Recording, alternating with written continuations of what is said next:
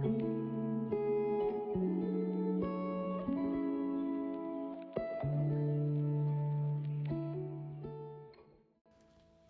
everyone, and welcome back to my channel, or welcome if you are new around here. Today's plan with me is for May, which I feel like I've been saying this every single video, but holy cow, how is it May? Life is just flying by this year, especially more than ever it feels like. But the theme for this month is flowers, specifically these blue flowers. I'm gonna say they're forget-me-nots, which are one of my favorite flowers. But quite honestly, I drew out flower shapes and was like, yeah, this looks like a real flower, and then made them blue and hoped that it was a real flower. But even if it wasn't, who cares? But they do look like forget-me-nots, so I really liked it. This month, again, we're using paint because it just seemed the easiest for shading and things, so we're just using some acrylic paint. And you can see that I've already traced out the flowers of my shape. I typically do that with pencil first, that way I can just go in with whatever color, whatever medium I'm using, and just get busy. But we're starting out with like a medium blue, and just doing the entire shape of each flower, and there are some bigger ones, some smaller ones, lots of size varieties. And then we're going around sort of the outer edge of the petals and making it a little bit darker blue to add some dimension, and then near the inside of the flower we're adding white, just again to add some dimension, make it look great. And then you'll see here in a minute I do go in with some white and then yellow to create the center of each flowers, which again is what kind of makes it look like a forget-me-not. And quite honestly, this was a tedious process because not only did I draw them first, then you have to completely repaint them. So it's like you're redoing it again. And you know, it's very repetitive. It was fun. I had on Hunger Games Catching Fire in the background because I recently read Sunrise on the Reaping, which was Hamish's story, which was so good, made me want to cry. And it made me want to rewatch all the movies, so that's what I was watching while I did this. So I was just having, you know, a good little old time. But you can see here, I just think it needed a little bit extra something. So I did take some green and go in and do a little bit of leaves, just really around the outer edge, not really on the inside of all the flowers, because I feel like that would take away from everything that I just did. But yeah, so again, a very repetitive, tedious process, but you know, you just have to have a lot of flowers, and I think it looks great in the end. You can see here I have a little, you can see where my hand smeared some of that green paint. That is just who I am. That literally just explains how I am with my art and my bullet journal. Like, these little stray marks just happen, and I make little mistakes all the time, but that's what makes it great. At least that's what I tell myself. You know, there's no mistakes, it's just happy little accidents.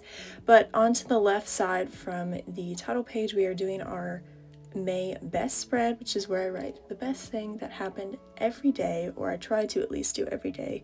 This month I have definitely been slacking, but it's just one of those months I've been super busy, have a lot of life changes coming up.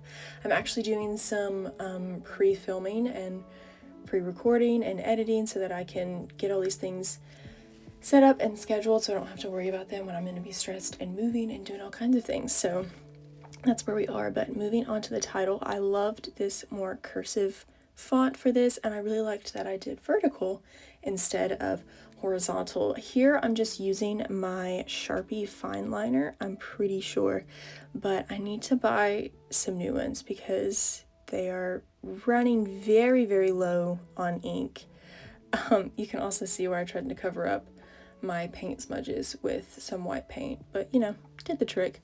And so I think instead of using the Sharpie fine liner for the other titles, I use paint just to make it a little bit easier on myself. But moving on over to the calendar spread, I'm still into the bigger calendar, especially with all the things that I have coming up. Again, not to hound on that, but I have a lot coming up, so it's just important to keep track of all these dates.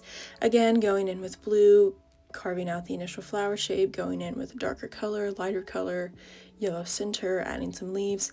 It is a very repetitive process. I've said that a couple of times, which is also repetitive of myself, but that's just how it is when you have flowers, because I want there to be plenty of them. But you know, there's not much else I can say. I'm painting flowers. that is what we are doing. And then I keep the rest of the calendar pretty simple. I go in just with a Sharpie fine liner, again using the very last of that ink to create the boxes, and I round off the corners, and then I just go in with the numbers. If you're wondering about the box sizes for each of these days, I believe it's a 6x6 on the grid. I have a typical A5 Archer and Olive dotted notebook, and so it is 6x6 dots, and that's about as big as you can make it. I don't think you could fit a 7x7, but again, going off and rounding these corners, adding the dates, and then I do add the title again vertically on the left side. In not really off topic, but in similar discussion, last year for May I also did flowers. I did tulips, which were so pretty, and so I'm thinking that May every year will be a different type of flower because I love flowers. I think they're so pretty, and honestly I could do a whole year of just different flowers. But I think saving it for May kind of makes it special because, you know, April showers brings May flowers, and I think that's really special. But for the weekly spread, which we are about to move on over to, I went with a vertical spread, and as promised, I haven't been doing much Dutch doors. I was very tempted because, again, I've been so busy and have a lot coming up, and so I was really tempted, but I just decided to go ahead and do it. So for the weekly spread, we're keeping it very simple. We're doing a singular flower up at the top with the day, the number of the days, and you'll be very proud I did the correct days for the correct day of the week, if that makes sense. So I put the correct number on Monday and the correct number on Tuesday and so forth, because that is like the number one mistake I make, no matter how many times I refer back to my calendar and make sure that I'm doing it right, because even last month in April, the dates were wrong. I don't know if anybody else caught that. I didn't say anything. I didn't notice myself until way after it had been posted, and so I was like, I'm just gonna leave it and see if anyone notices, but you'll be very proud that I didn't mess it up this time. Also, something that I've been doing for my weekly spreads, and similarly with my calendar spread, is I haven't been putting the days of the week. So I haven't been putting Sunday, Monday, Tuesday, Wednesday, so on and so forth. I've just been putting the date. I don't know why or when that changed, but for this especially, I really liked the idea of that, so that I could simply put the number on top of each flower. You know, maybe that'll change in the future, maybe it won't, but again, creating a nice long vertical space where I can put my daily to-dos, because I always have a daily to-do list, check everything off. There's something so satisfying about checking every little thing off. But other than that, we have finished the spread for May, so we are on to the final flip through. If you did like this spread and this theme, please leave a like or a comment, only if you want to though, and hopefully I will see you back for next month. Bye!